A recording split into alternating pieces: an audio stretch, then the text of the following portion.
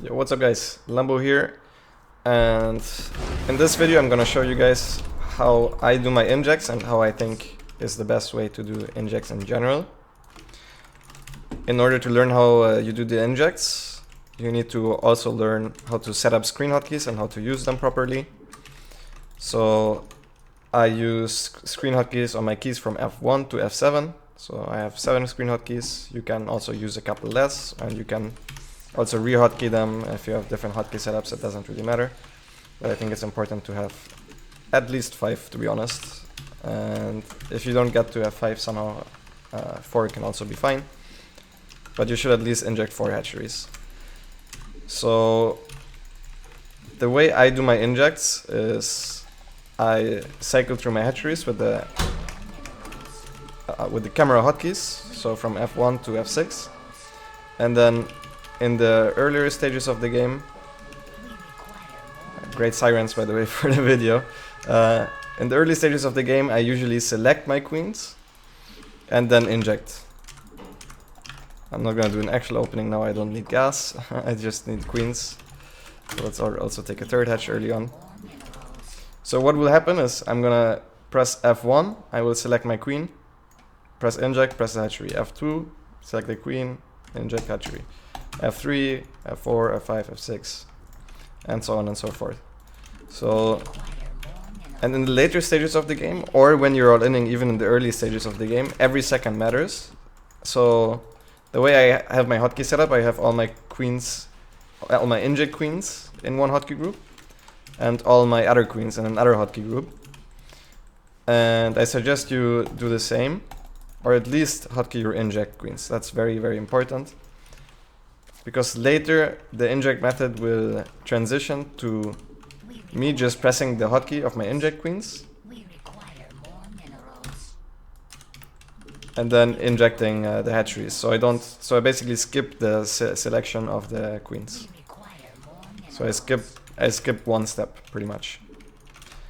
Also, once I actually build my hatcheries, I put them on 7. You can also do it on whatever hotkey, like pretty much a useless hotkey. I press it twice, so I recenter the hatcheries, so the hatcheries are in the exact center.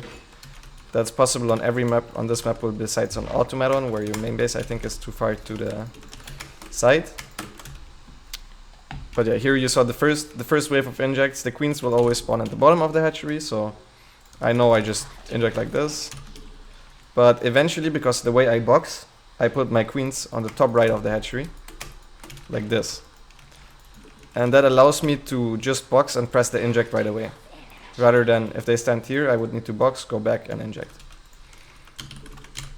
So yeah, the macro is not really important. Actually, if you want to practice your mechanics, you can go into a custom map like this, make a couple Zerglings, keep running around, always inject and creep spread. Even just doing that perfectly is not as easy as you might think it is.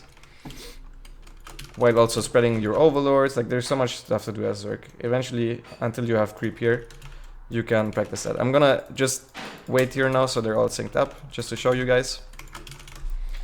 And I'm also gonna explain why I use this in the early game. So now I'm gonna do it once without actually pre-selecting the queens with my hotkey. So this is how the inject afterwards looks. As you can see, it's very, very quick. The reason why in the early stages of the game I do my injects with selecting the queens is because A, you have a bit more time, and B, it is a bit more accurate. The reason I say this is I'm gonna show you in just 1 second. So if the queens aren't completely synced up, which they usually aren't, because the first 2 queens end up being creep queens in a lot of build orders, or at least one of them will. Let's say the queen in the main base does not have the energy, but the other 2 will. So now if I pre-select the queens and just do this, this queen will run here, and this queen might run here. In the end, I also pressed the inject here, so the queen ran there, and since it was the only queen with energy, it ended up injecting this anyways, but the queen from the natural ran into my main base to inject. This is exactly what I don't want to happen, so that's why I inject in the early stages of the game at least, like this. And it's still pretty quick, you know? So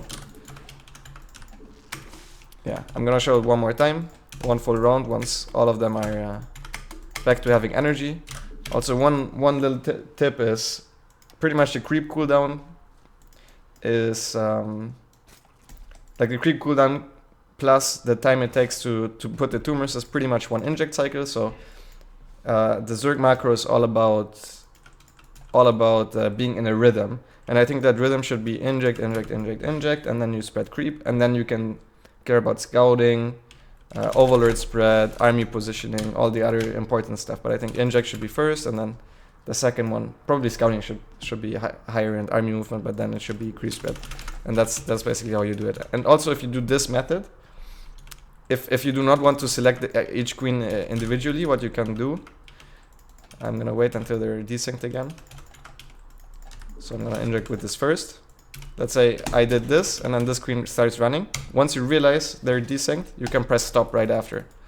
So I will do this, and then press stop, and then it stays here, and then either I switch back if I see, okay, it's this one.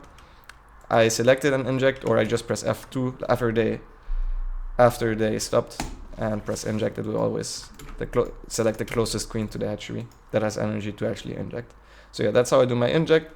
One more time, I press 5, F1, for me the inject key is X, X click, F2, X click, F3, X click, F4, X click, and in the early game it's F1, box, X click, F2, box, X click, F3, box, X click, F4, box, X click, and yep, that will look approximately like this if you do it similarly. So I hope this video is helpful, and see you guys in my stream.